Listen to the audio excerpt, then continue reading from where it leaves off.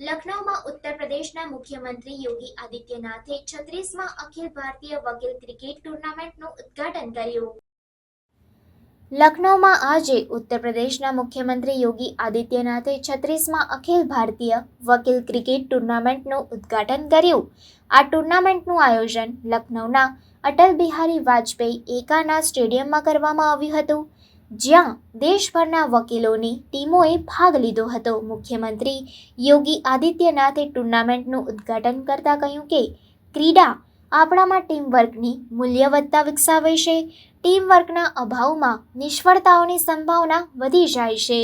તેમણે ટુર્નામેન્ટની ટ્રોફીનું અનાવરણ કર્યું અને ખેલાડીઓને રમતની કિટ્સ વિતરણ કરી। આ પ્રસંગે મુખ્યમંત્રી યોગી આદિત્યનાથે ક્રિકેટમાં પોતાનો હુનર પણ બતાવ્યો। તેમણે બેટિંગ કરતા એક સારા શોટ સાથે દર્શકોને પ્રભાવિત કર્યા। આ પ્રસંગે લખનૌ હાઈકોર્ટના વરિષ્ઠ ન્યાયમૂર્તિ AR મસૂદી, NK શેઠ અને કેબિનેટ મંત્રી સ્વતંત્ર દેવ સિંહ પણ હાજર રહ્યા હતા।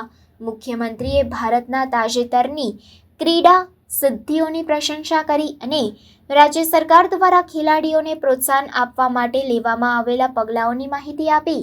તેમણે જણાવ્યું કે ઉત્તર પ્રદેશના ખેલાડીઓને પ્રોત્સાહન આપવા માટે સરકાર દ્વારા સીધી નિમણૂક અને નાણાકીય પ્રોત્સાહન આપવામાં આવી રહ્યું છે। આ ટુર્નામેન્ટમાં દેશભરની 16 ટીમોએ ભાગ લીધો છે અને 7 થી 13 ઓક્ટોબર સુધી ચાલશે। આ ટુર્નામેન્ટ ખાસ કરીને લખનૌ હાઈકોર્ટના વકીલો માટે આયોજિત કરવામાં આવી છે।